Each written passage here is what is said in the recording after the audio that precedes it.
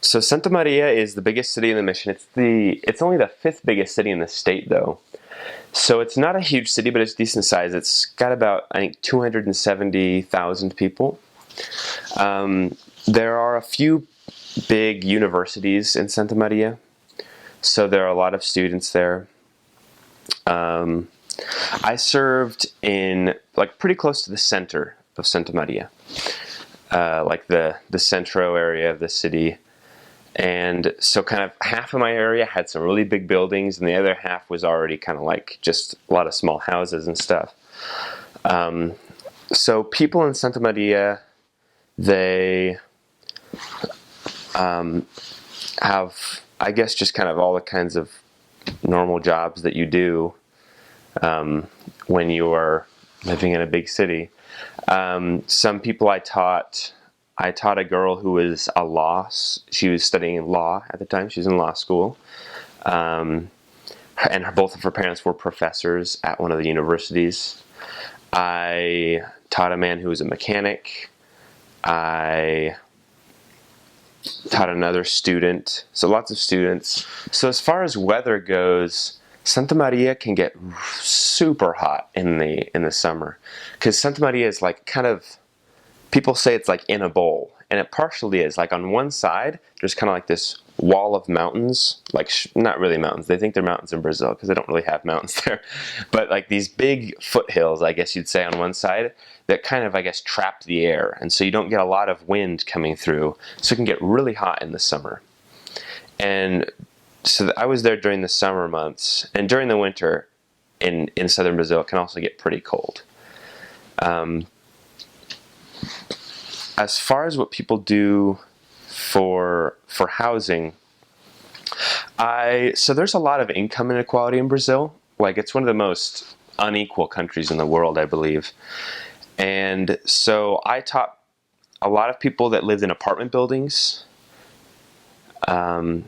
I taught people that lived in some like really nice apartment buildings that are nicer than most apartment buildings here in the United States. And I taught people in some not so nice apartment buildings.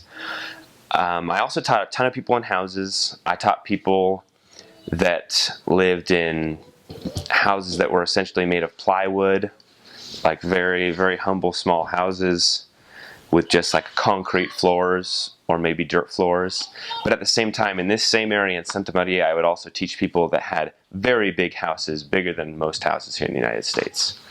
So there's definitely a lot of income inequality, and you see like a very wide spectrum. Definitely the majority of the people lived in not like the huge houses, but they were there, and I did teach people like that.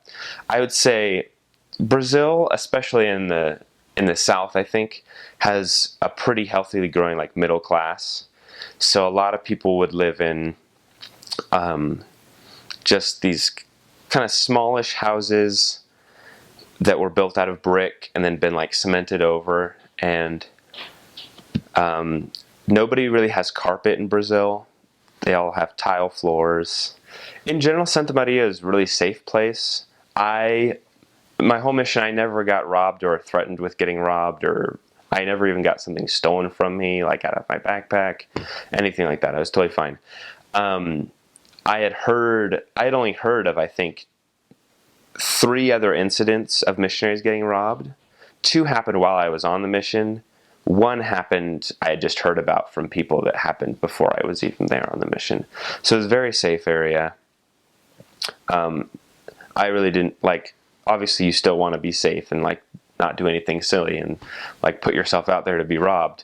But I never really had to worry about being safe or getting robbed or anything like that. It was a pretty safe place.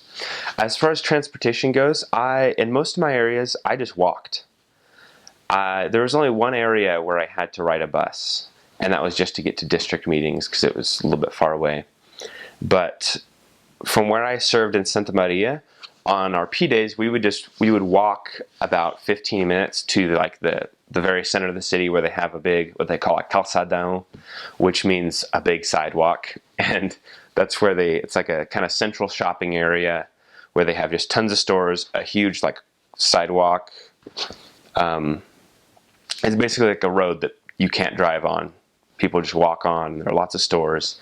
And that's where we would go to do any shopping we need to do on P days. There was a grocery store nearby that we would go to, and then we'd usually just carry our groceries home from there. And so the transportation wasn't bad.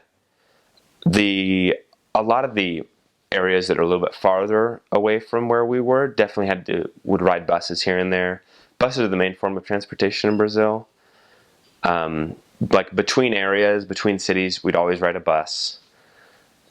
And so missionaries that were serving in more outlying areas of Santa Maria would have to take buses in for district meetings, but that was only about once a week. I think for the most part, the areas were small enough so that you wouldn't have to take a bus during the day to get to an appointment or another.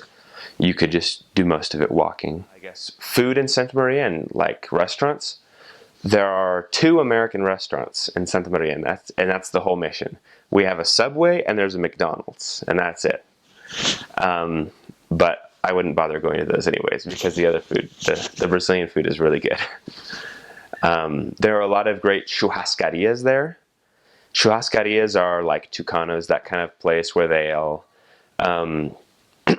cook the meat on big spits over the fire, and they'll bring it around and serve it to you. There are a lot of places like that cost like a third of the amount of Tucanos but taste twice as good. So the restaurant arrangement is pretty nice. The food is really good.